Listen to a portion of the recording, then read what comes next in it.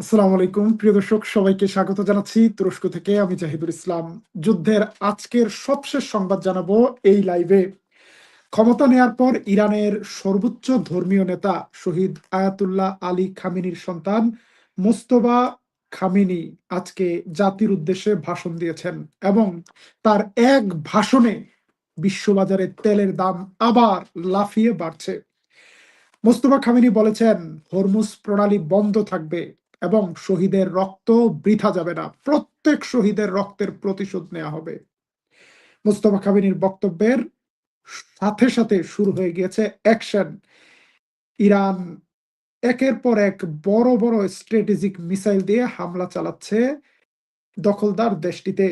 আজকে ইরানের পক্ষ থেকে দখলদার দেশটিতে হামলায় ব্যবহার করা হয়েছে ইরানের সবচেয়ে ভয়ঙ্কর কিছু মিসাইল। তার মধ্যে রয়েছে ইরানের খাইবার শেকান মিসাইল, ইরানের ফাত্তা মিসাইল, ইরানের গাদর মিসাইল এবং ইরানের এমাদ মিসাইল। তার ভিডিও প্রকাশ করেছে ইরান। চলুন দেখে আসি ইরানের অ্যাকশন কেমন চলছে।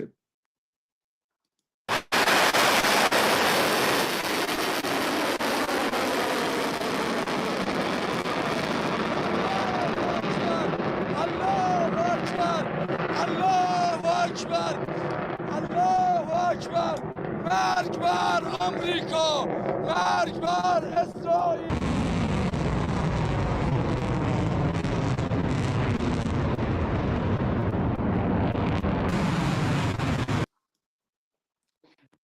ইরানের আজকের একটা বড় সাফল্য, ইরান হামলা করেছে ইসরায়েলের গোয়েন্দা সংস্থা সিনবেইতের হেডকোয়ার্টারে এবং সেখানে ইরান ব্যবহার করেছে তাদের বিধ্বংসী ড্রোনের বহর। আপনারা অনেকেই মুসাদের নাম শুনেছেন। মুসাদ ইরানের ইসরায়েলের বহির শত্রুদের বিরুদ্ধে অপারেশন পরিচালনা করে দেশের বাইরে, কিন্তু দেশের ভেতরে সবচেয়ে দুর্ধর্ষ গোয়েন্দা সংস্থা সিনবেইতের হেডকোয়ার্টারে হামলা চালিয়েছে ইরানের এই ড্রোনগুলো। পাশাপাশি আজকে আরেকটি বড় ধরনের অ্যাকশন চালিয়েছে। অনেকেই প্রশ্ন করেন, জাহিদ ভাই, কেন ইরান ইসরায়েলের বিমান ঘাঁটিগুলোতে হামলা চালায় না? আজকে ইসরায়েলের অনেক বড় একটা বিমান ঘাঁটিতে হামলা চালানো হয়েছে। পালমাচিম নামক যে এয়ারবেসটি রয়েছে, এটি ইসরায়েলের একটা গুরুত্বপূর্ণ এয়ারবেজ। এই এয়ারবেজের রানওয়েতে, অবজারভেশন টাওয়ারে এবং পুরো এয়ারবেসটিকে তছনছ করে দিয়েছে ইরানের একের পর এক হামলা। ইরান ইসরায়েলের ড্রোনগুলো এবং বিভিন্ন ফাইটার জেট এই এয়ারবেস থেকে উড়ে আজকে এই এয়ারবেসটিকে জয় বাংলা করে দেওয়া হয়েছে। এই এয়ারবেস গুলো একের পর এক হারানোর পর আমেরিকার বিমান বাহিনী, ইসরায়েলের বিমান বাহিনী, এরা কিন্তু আর মাটিতে পা ফেলার জায়গা পাচ্ছে না। এদের এখন দুটি জায়গা, একটি জায়গা হলো এয়ারক্রাফট ক্যারিয়ার এবং আরেকটি জায়গা হলো অনেক দূরের দেশের বিমান ঘাঁটি। সেই যুক্তরাজ্যর ফেয়ার ফোর্ড বিমান ঘাঁটি থেকে প্লেন উড়ে অথবা রোমানিয়ার সাথে একটি নতুন চুক্তি হয়েছে। এই প্লেনগুলো সুদূর পথ পাড়ি দিয়ে আসতে তাদেরকে আকাশেই ফুয়েলিং করা হয়। আরেকটি ফুয়েল ট্যাঙ্কার বিমান থেকে এই বিমানগুলোকে তেল সরবরাহ করা হয়। একটানা এই বিমানগুলো অপারেশন চালায়। এখন এই আমেরিকা ইসরায়েলের বিমানগুলো উড্ডয়নের একটি বড় জায়গা হলো এয়ারক্রাফট ক্যারিয়ার। আজকে আরেকটি সংবাদ এসেছে, আগুন ধরে গিয়েছে আমেরিকার এয়ারক্রাফট ক্যারিয়ারে। আগুন, আপনারা সত্যি শুনছেন, আমেরিকার এয়ারক্রাফট ক্যারিয়ার জেরাল্ড ফোর্ডে অগ্নিকাণ্ডের ঘটনা ঘটেছে এবং তাতে 2 জন ক্রু হতাহত হয়েছে। যদিও আমেরিকা দাবি করছে যে ওয়াশিং মেশিন থেকে নাকি এই আগুনের সূত্রপাত।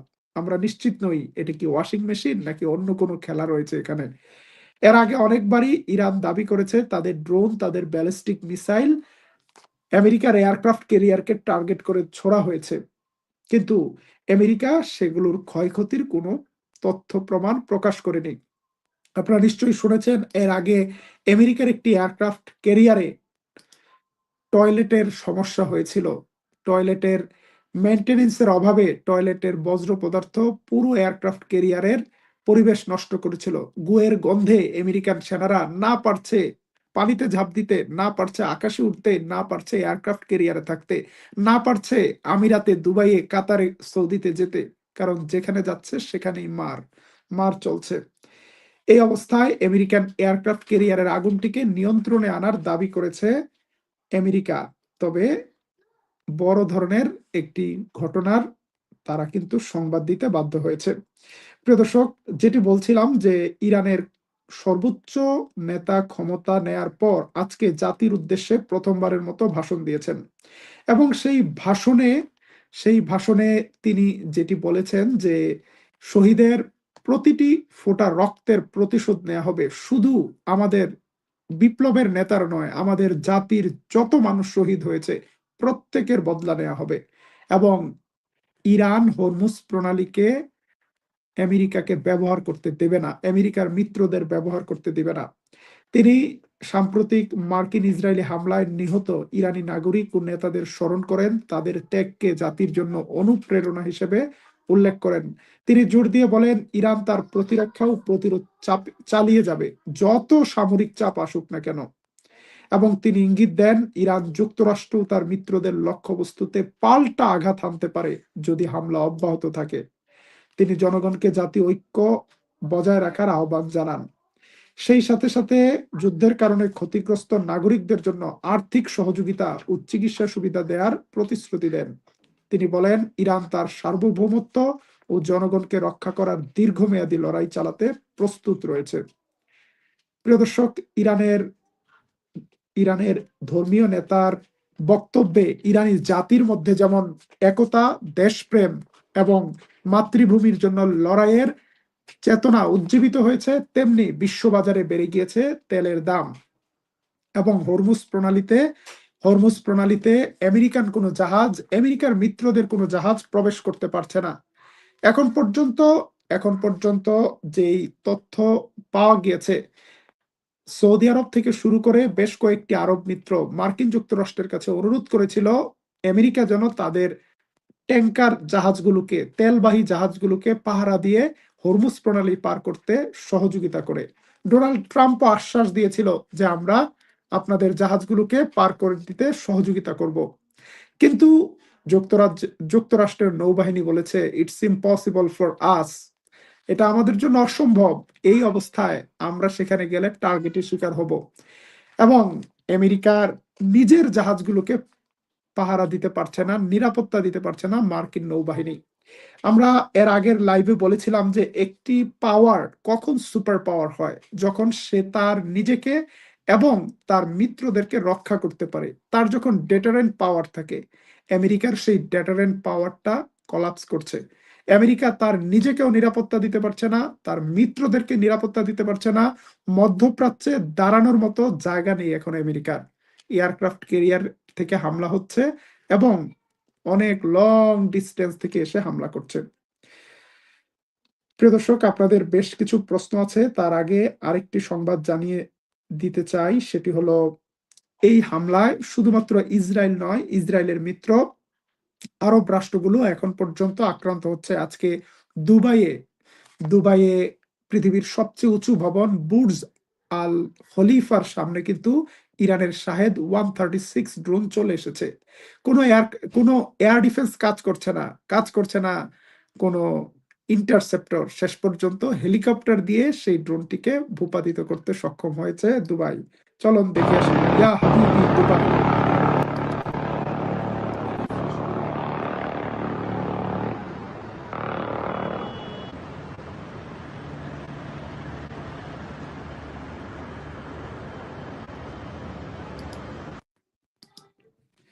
প্রদর্শক, আমাদের কাছে নতুন সংবাদ এসেছে, ইরাকে মার্কিন ঘাঁটিতে হামলায় মার্কিন সেনা হতাহত। এমনকি বেসরকারিভাবে বলা হচ্ছে ইরাকে 13 জন মার্কিন সেনা নিহত হয়েছে। যদিও আমরা মেইন স্ট্রিম মিডিয়া থেকে এখনো তথ্যটি নিশ্চিত নই, তবে আমেরিকা স্বীকার করেছে ইরাকের ঘাঁটিতে মার্কিন সেনারা আহত হয়েছে। আরো সংবাদ আসছে এবং হিজবুল্লাহর গত রাতের অ্যাকশনের পাল্টা ব্যবস্থা নিতে হিজবুল্লাহর সেনাদের বিরুদ্ধে বড় কোনো সাফল্য দেখাতে ব্যর্থ হয়েছে ইসরায়েল। হিজবুল্লাহর সেনাদের খুঁজে পাচ্ছে না, শেষে তারা প্রতিশোধ নিচ্ছে লেবাননের রাজধানী বৈরুতে বড় বড় ভবনে হামলা করে সাধারণ মানুষের বাড়িঘর ধ্বংস করে। আজকে দেখুন লেবাননের রাজধানী বৈরুতের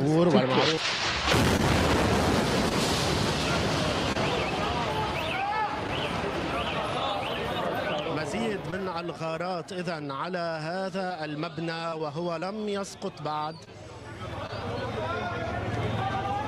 إذن غارة إضافية جديدة على هذا المبنى تؤدي إلى مزيد من الدمار فيه. وطبعا استمعنا إلى أصوات بعض الحجارة والزجاج يتناثر في هذه। আপনারা দেখতে পাচ্ছেন লেবাননের রাজধানী বৈরুতের অবস্থা। ইসরায়েল কিন্তু হিজবুল্লাহর কাছ থেকে ব্যাপক আক্রমণের শিকার হচ্ছে, যে কারণে এখন লেবাননের সাধারণ মানুষদেরকে এইভাবে ভোগান্তির ব্যবস্থা করেছে। আজকে ইসরায়েলের পক্ষ থেকে ইসরায়েলের প্রতিরক্ষা মন্ত্রী ইসরায়েল কাটজ হুমকি দিয়েছে, লেবাননে যদি এইভাবে তাদেরকে প্রতিরোধ করতে থাকে তাহলে তারা লেবাননের আরো কিছু ভূখণ্ড দখল করবে এবং লেবাননের বিরুদ্ধে কঠোর ব্যবস্থা নেবে। হিজবুল্লাহর মতো একটা ছোট্ট গেরিলা বাহিনীকে মোকাবেলা করতে গলদঘর্ম হচ্ছে ইসরায়েলের মতো শক্তিশালী দেশ। ইরান তো এখনো বাকি আছে। ইরানে নাকি স্থল সেনা পাঠাবে কয়েকবার ঘোষণা দিয়ে পিছিয়ে এসেছে ডোনাল্ড ট্রাম্প। এক পা আগায় ৩ পা পিছায়, এক পা আগায় ৩ পা পিছায়।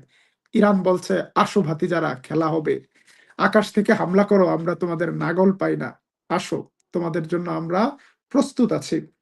প্রিয় দর্শক, ইরান আমেরিকা যুদ্ধের সবশেষ সংবাদ নিয়ে আবারও আসবো তুর্কিপিডিয়া নিউজে। আজকে রাত বাংলাদেশ সময় 12টায় আমাদের সাথে যোগ দিবেন টিআরটি ওয়ার্ল্ড, তুরস্কের টিআরটি ওয়ার্ল্ডের সাংবাদিক ওয়ালিদ বিন সিরাজ। সেখানে কথা হবে ইরানের পর যদি টার্গেট হয় তুরস্ক, তুরস্কের সামরিক প্রস্তুতি কেমন, তুরস্ক সংক্রান্ত এবং ইরান যুদ্ধ, মধ্যপ্রাচ্যের এর প্রভাব, এই সংক্রান্ত আপনাদের সকল প্রশ্নের জবাব নিয়ে কথা হবে ওয়ালিদ বিন সিরাজের সাথে। রাত 12টার তুর্কিপিডিয়ার বিশেষ স্পেশাল লাইভ দেখার আমন্ত্রণ জানিয়ে শেষ করছি আজকের লাইভ। আল্লাহ হাফেজ।